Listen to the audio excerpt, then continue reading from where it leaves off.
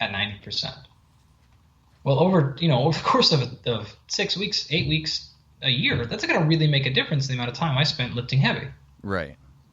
So, we're going to move up there. And so what we're trying to do in these early phases is extend out that ability to still lift and be productive at a very heavy load. And so it's slightly different than saying, look, I want you to be able to do more push-ups in a minute. Mm-hmm. Right? That would be like a true standard muscular endurance conditioning. So I used to be able to do 25 push-ups in a row. Now I can do 30. Well, what I'm talking about here is not extending that number, but saying how many times in a row can you reach maximum? So if I said jump up and touch the rim on a basketball court, and you jump up and you touch it, and I say, okay, we'll do it again. Take as much rest as you want, do it again. Take as much rest as you can, do it again. Well, after 3 repetitions, if you can no longer touch it, well then, okay, we're done for the day. Because we're trying to get you better at going high, but we're done. You can't get high anymore. But if you can touch it 25 times in a row, well, now we can keep training. Right. So that's what they're trying to get. It's a different kind of conditioning or a different kind of endurance or whatever term you want to throw on it. Right. Okay. Awesome. Yeah, that's completely understandable. Okay, so now moving, I guess, back, from hypertrophy training into general strength training. Mm-hmm. What is, I guess, why do we do that? And, what does the body go through? What's the purpose of doing them in that order or, whatever? So now what we've done from the early phase of hypertrophy is we've gotten fit, we've gotten in shape, and we have caused some adaptation a little bit at the neurological system. So this would mean your brain, your brainstem, your spinal cord. You've increased muscle size a little bit, and you've hopefully strengthened up or gotten the connective tissue in your ligaments fairly strong. Well, now we move into the strength training. So now your ligaments and the connective tissue is able to handle that extra load, that extra weight, without injuring yourself. And so now you're able to challenge your actual performance a little bit more, and you've got the foundation to cover it. And the adaptations you're going to get there are you could change your fiber type and have more fast fibers. The muscle itself will change the angle at which it connects to the bone, and you start activating the right muscles at the right time, and the sequence is right, and the frequency, and these are all a bunch of what we'll call neurological adaptations. And so mostly the difference is it's a very, very general sort of a kind of dumbed down version here. The hypertrophy training mostly trains a little bit of the nervous system, a lot of the muscle, and a lot of the connective tissue. But as we move towards this general strength, we're doing a little bit more nervous system, a little bit less connective tissue, a little bit less muscle. And as we move on to the next phase, which is going to be your peak strength phase, or your whatever you want to call it here, where you're starting to get into really true strength stuff, now we're really not doing much for the connective tissue, a little bit for muscle, and a lot for the nervous system. Okay. And that's what you're saying is the transition into like that intensity phase or peak strength. Mm-hmm. Okay, yeah, so exactly. From there, or I guess it could possibly be dispersed throughout or before competition, most everyone will go through some sort of taper, or we might have a recovery week, or a week where even in the middle of, strength training or, an intensity phase or whatever, we might have to throw in, we'll cut the volume in half, we'll drop the intensity by 15% or what, whatever. Why? Why does that have, why do we not see linear progressions? Yeah. So it's what we'll call fitness versus fatigue. Mm-hmm. So what people don't necessarily realize is that your fitness or your conditioning is very stable. So what that means is you could take actually a couple of weeks and really bring your workout volume down, and you're not going to lose your conditioning. It's very, very stable. But your fatigue, how tired you are, is very transient. So, like you mentioned earlier, man, one bad night of sleep and you're super fatigued the next day. Mm-hmm. You can be super fatigued for a week, and one good night of sleep can fix that whole thing. Right? But one day or 1 week is not going to change your conditioning at all. Right. And so why we taper at the end is you've just gone through all these weeks and months of training, and you're starting to you're good and fit, but you're starting to get very fatigued at the end. And so let's just say, you know what? We trained for 3 months. if we back off for 10 days, you won't lose any of your conditioning, but we will lose our fatigue. And so it'll become fresh and fresh and fresh. We can actually peak. We can improve quality over quantity here, jump the quantity up, volume goes down, and we can stay fast, we can stay strong, and we can start to recover. Okay. Now, is there science behind why some people respond differently to different types of tapers, or either like a light taper or a big taper or anything like that? Mm-hmm. There is not, actually. Now, this is one of the projects that we're working on right now, we're trying to work on, and we've got a thing up that we could talk about later where we're trying to generate funds to study this exactly.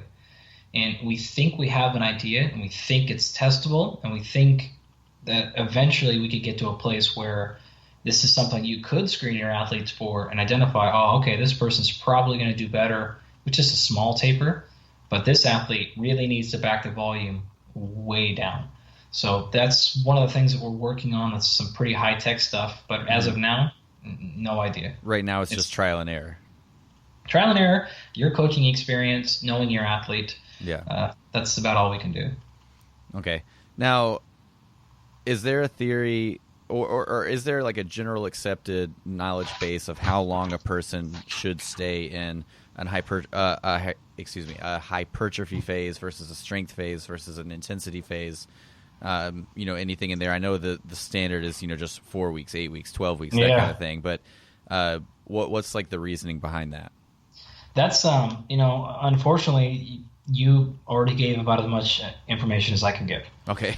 So we don't know much scientifically. Other than that, like, hey, most people seem to do pretty well if we kind of back off or deload every 4 or 5 or 6 weeks.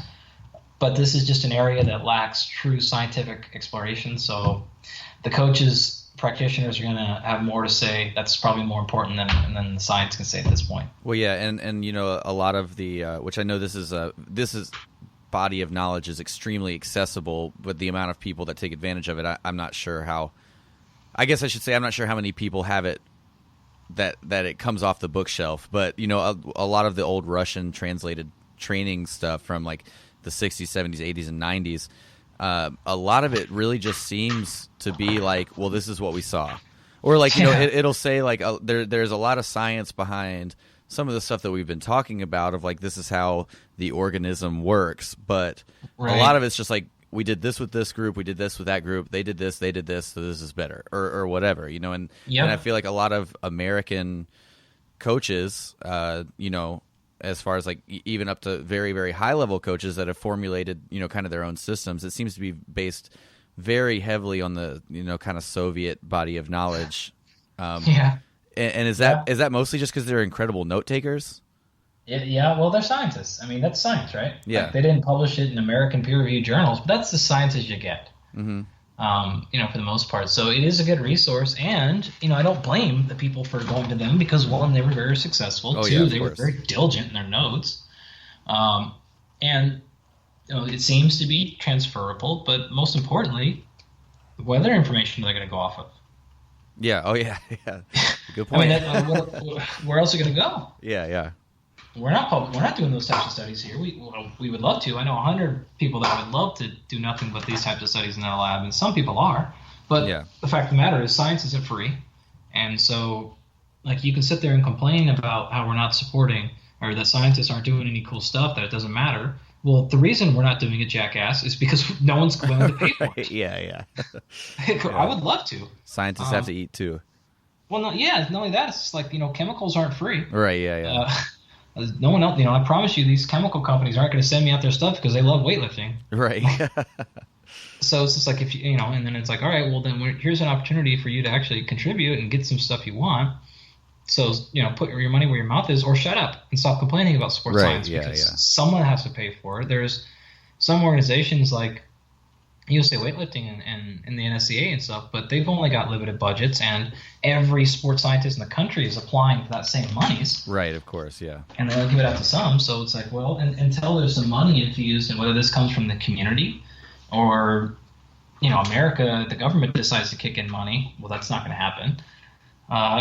Well, it's like, well, if you don't pay for it, you're not going to get it. Yeah. So now with with the phases of training, hypertrophy is generally where if you're going to build mass, you're going to build mass. During a strength phase, and again, please tell me if I'm way off base here, but if you're focusing mostly on just strength development or maximal strength, you're not really going to your body composition is probably not going to change as much, or as far as muscle mass goes. Right. So how can you get stronger if you are not increasing the amount of muscle that you have? Yeah, so you're totally right, where you're going to lose probably most of your fat and gain most of your muscle during that hypertrophy phase. As you move from there, you're really not going to add more muscle mass, and you're not going to lose fat during those last handful of phases at all. So the way that happens is you can add strength without adding any muscle. And what happens there is a bunch of different things, but it actually comes from all three phases of that muscular contraction I just mentioned. So your neurological system becomes much more efficient. So your neurons get thicker, the ones that send the signal to the muscles that you need to pull the bar off the floor. They get more efficient. You get more of these neurotransmitters and all of these hormones and chemicals that cause muscles to contract faster and more effectively. The muscle itself can change, as I mentioned. It can change its contractile properties. It becomes much more efficient, is the best way I'll put it, going through its sliding filament theory, myosin grabbing its actin. More calcium is available that you need for this contraction to happen, more ATPs right there. You get more of these phosphocreatine stored in your muscle, so you're able to go through it more. And the connective tissue gets lined up better. It kind of gets straightened out. It understands where to pull and where not to. And so those all improve force production of the system, but they don't necessarily add mass to the product. Okay. Right. So the inverse is the opposite, though. Like, it is going to be impossible to add muscle mass and not at least get a little bit stronger. Because when you add muscle mass, you add the contractile properties, you're going to be able to contract with more force. Now, that doesn't mean training like a bodybuilder optimizes strength. I mean, we all know that. Right. But what that does mean is if you add 10 pounds of muscle, you can't be weaker. Yeah. You're going to be stronger. So, and that's why we have weight classes. Right, of course. Yeah. Okay, now, is there such a thing as a plateau? Or is there any science behind like the reason for a stall in progressions? Yeah, absolutely. I mean, all of us that have trained and competed anything realize that you're going to hit a plateau for sure. Physiologically, it really depends on the person, and we don't know exactly what that is or what causes it. But you've effectively reached a point where either you can't continue to train enough to get a further increase, or your body has effectively said, hey, we're good here. This is where we're going. And so what we probably need to do then is change something up. So this may mean one of your modifiable variables, or the style of training, or the exercise and movement itself. Or you might just need to back off for a while. You might be getting to this point of overstress where your body's like, we understand you want to grow, but we don't have the resources. We're underfed, we're underslept, we're overtrained. So all those could cause, so it's definitely very real, but the nice part is there's generally some fairly easy solutions to it. Okay, and that's primarily just, like you said, just kind of backing off some? It could be backing off, it could be adding, it could be picking a different movement, it could be going back and starting from the beginning, so go back to a reset, add more muscle mass for a while. It could be a dramatic change in lifestyle. That's usually it. Or, like you maybe you need to hire a coach or get a coach who does something either entirely different from what you're doing just for the sake of variation. Yeah. Okay, now this is again something that I've heard Travis Cooper say a couple times, so this is not like something that an idea that I'm putting out there, but I completely agree with it. That I feel like in my experience with working with weightlifters and in my own weightlifting and in talking to other weightlifters, there seems to be two ways that people progress. Like you have some people that have somewhat of a linear or seemingly linear progression where they're just kind of getting slow, steady progress throughout the year, throughout their careers, whatever. And then you have other people that seem like they don't make any progress at all for a really long time. Or I mean on their best snatch, best clean and jerk, best squat, like that. Like there's a lot of ways to progress in weightlifting, but I mean specifically with the point of the sport, your total increasing.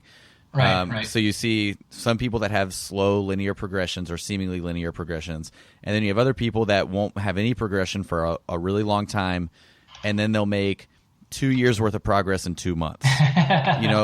Right.